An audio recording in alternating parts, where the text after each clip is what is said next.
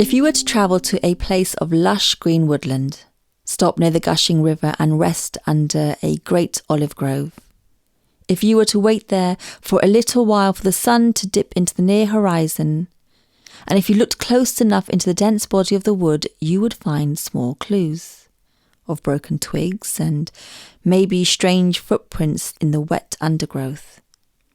Here you would find a place no human or animal we know would dare go.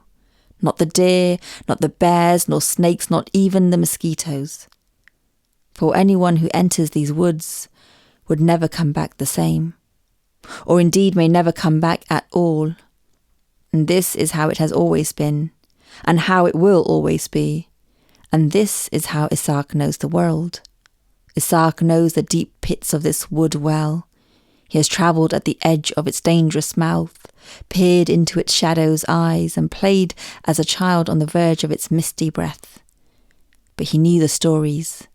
He knew the stories well. "Isaac's son," his father would say in his deep voice, and Isaac would feel his father's voice boom in his own little chest. "Do not go into the woods. Never cross the river. The river is here to protect us." His father continued in a slow and concerned way. "If you are ever unfortunate enough to find yourself there, stay away from the rock pool of water in the heart of the woods," he warned his son. "You are to never look directly into the water of the rock pool." Isaac walked with his father's large warm hand placed gently on his shoulder. "Whatever you do, Isaac, son, you do not stray into the woods. That's no place for us." His father, a farmer, had spent his life cutting back the vines and roots of the wood that would try and cross the river and creep into their small town. They must stay in their place, and we must stay in our place. He would often say this, and after he would say this, he would hold Isaac tight and repeat, "I cannot lose you too, son." Isaac, a boy smaller in stature than most boys his age, with all the other town children, listened to the tales of the wood. And like they all did, he too nodded his head when he was asked to, and he crossed his heart when he was prompted to, and he made solemn oaths with his hands held over the Quran. He swore on the graves of loved ones that he would never venture into the paths that led deep into the woods. And he would never look directly into the rock pool of water. But often when playing on his own, Isaac would hear a gentle whisper of his name, and he would look up into the distance beyond the glimmering river, and he would see the mist of the woods slowly creep over towards him. And Isaac would stand statue still, wait for the cold mist to make its way across the river. He would watch the grey cloud with wonder, and he would anticipate that moment for it to touch his exposed arm. But just as the mist would come near him, he would be called back by his father, or birdsong would break the spell of the mist. And it went on like this for many years, until Isaac finally reached double digits. Isaac, a quiet boy, dark curly hair falling over his freckled face, eyes always searching for answers, tried so hard to fit in, to make friends, to be, less different. But it was not easy for him. For the townspeople liked things a certain way, for everyone and everything to fall into suit. They did not trust anything that had ideas beyond their own, and they were not interested in truth, they were interested in blame. They were interested in keeping us and them, and keeping alive their version of the story. Isaac knew this, and for years he kept his secret close to his heart. He told no one that the woods wanted something from him. But the year he turned 10, something happened. Something that had been meaning to happen for many years. It was a late summer afternoon, and Isaac walked barefoot on the edge of the river, his feet pushing against the small waves. He skimmed stones against the water surface, and behind him, on the edge of the town, he could hear the other children laughing and playing together. He wandered on his own, and then suddenly he felt that familiar cold shiver run through him. He glanced across the river into the wood, and just as he expected, he saw the slow gathering of the mist. It rose slowly from the creeping roots of the trees, gathering heavy with water, growing up into the air like the breath of a curious ghost. Isaac stood frozen in the water. The sun glared into the day, and Isaac watched as the mist made its way across the river, rising in height until it reached high above him. And suddenly he felt a gentle, warm dampness on his arm. Without looking at his arm or thinking about what he was doing, Isaac slowly followed the mist. He swam across the lazy river onto the other side, the side of no return, where he pulled his drenched body onto the mud and stepped into the shade of the wood. Isaac. Familiar and frightening all at once, he knew the sound of this voice. Isaac. As he stepped into the wood, the sunlight changed, and the thick leaves cast dark shadows around him. He looked back into the town behind him, saw the small houses squeezed next to each other, the bright laundry drying, smoke from small fires as the townspeople started to make their evening meals. Isaac noticed the sun very slowly beginning to lower its head, and he turned and stepped into the density of the woods. And as he did, he felt the humid air hit his lungs. Sweat gathered at his brow, and he walked slow and heavy in the heat of the woods. Time passed strangely here. He walked, navigating his way through the thick trees until he heard that familiar sound. Isaac. He followed the sound of the voice, the wood getting darker and darker around him until he reached a small rocky hillside. Water poured down through the cracks, and he caught the glimmer of a water surface at the foot of the hill. Isaac. Again he heard his name in that familiar voice, but this time it sounded much nearer. He looked around him and saw under the hillside a small opening of a cave. He walked towards it.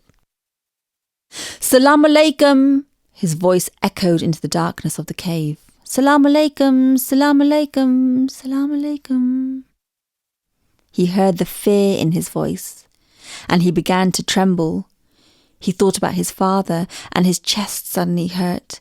He wanted to run, but his legs were frozen, and no matter how hard his heart beat, he just couldn't move. So, you have decided to return. The creature's voice was smooth and deep, soft and blood-curdling all at once, and on hearing his voice, Isaac's ears pricked up.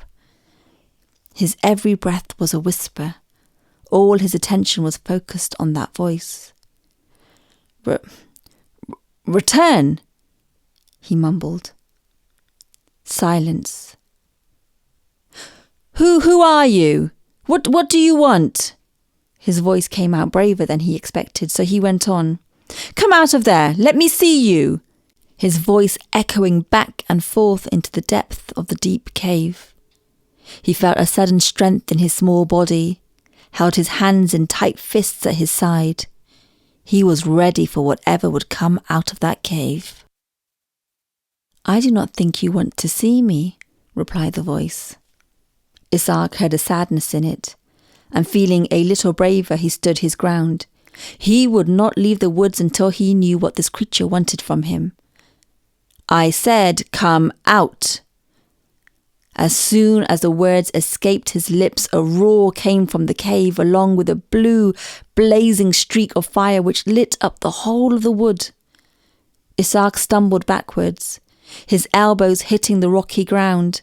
Pain shot up his arm, and he tried to jump back onto his feet, but the rocks were slippery under his weight, so he lay there. And while on the floor, for a brief moment he saw deep into the cave, and caught the sight of long, sharp claws and a purple, scaly tail. The creature was pacing in the cave, back and forth, back and forth. It's okay. Don't be afraid. You know me. I won't hurt you, said the voice. Isaac wanted to go home now. He was done being brave. His elbows and arms hurt and his head hurt, and he suddenly and desperately needed to wee, and he most certainly wished he had never come to the wood. He wondered how he would ever leave, or if he would see his father again. And at this thought he began to tear up. I am only waiting for the moon, said the voice. I will show myself to you then. But Isaac didn't want to see the creature anymore. He didn't care what the wood wanted from him. He tried his hardest to hide his tears, not to cry. But he couldn't help it.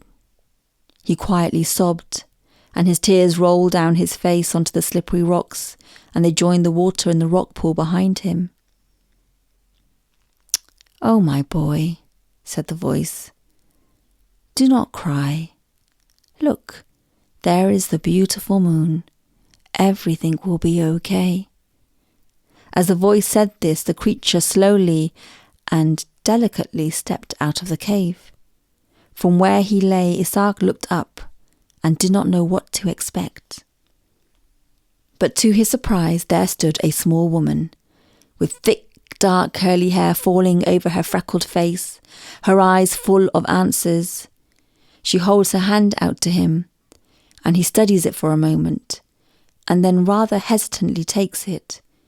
While she helps him onto his feet, Isaac notices that many more people walk out of the cave. They look as ordinary as his own townsfolk. They look at him curiously for a moment, then wander into the woods behind him, leaving footprints around the rock pool. Isaac brushes the mud from his legs and dusts his hands off, and placing his hands on his hips, he asks, Who are you? We are the same, you and I. My people and your people are one and the same, she replies. This does not answer his question, and yet he sees some truth in her words. There is something about her that is familiar to him. Somewhere in a forgotten memory he sees her dark eyes watching him. You know. You already have the answers, Isaac. She smiles and gives him a knowing look. But this is not enough for Isaac. Why does the wood call me? Ah, only the water can explain that to you, the creature responds. She turns and looks into the rock pool that lies behind her. The moonlight glints on its gentle surface. Isaac struggles with himself. He hears his father's words. You are never to look directly into the water of the rock pool. Despite this, Isaac's feet cannot help it. They are as heavy as memories, and they move him towards the water. For so long he had resisted the pull of the woods. He knew the danger that lurked in its mists. He paid attention to the caution of the townspeople. But now that he finds himself stood here, he does not understand their fear of the woods, or their violent cutting back of the trees.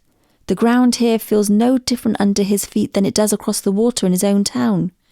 And before he knows it, he stood at the water's edge, and with a chest full of breath, he cautiously peers into the water. Nothing could have prepared him for what he saw in the rock pool. At first, he saw only his reflection, his small face peering and staring back at him, his dark eyes curious and expectant. And then gradual ripples rose to the surface of the water. He saw his reflection change. Behind his little body, he saw two great blue wings emerge, and in the water they flapped with the full force of a storm.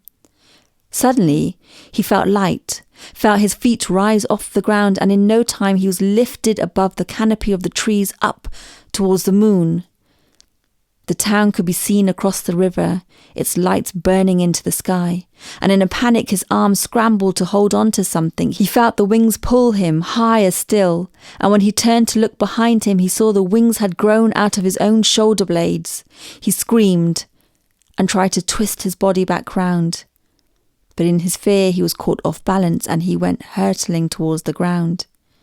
As he fell towards the treetops, he closed his eyes, absolutely petrified.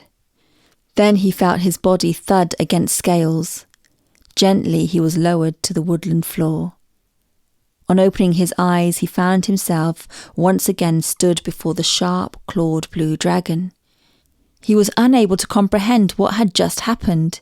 He had so many questions, but he couldn't form any words. The dragon peered down over him, and instantly he recognized those dark eyes. He put his hands across his chest and on his shoulder blades, but the wings had disappeared from his body. Now you know. Do not forget us, Isaac. Remember, we are the same, you and I. My people and your people are one and the same. In a daze, with the dragon at his side, he walked out of the wood. The dragon flew him across the river and stayed hidden close to the water's edge. In the distance, Isaac saw the crowd of townspeople, torches in hand, searching for him. In the crowd, he saw his father's worried face among them. He felt the creature's protective eyes on him as he ran straight into his father's arms.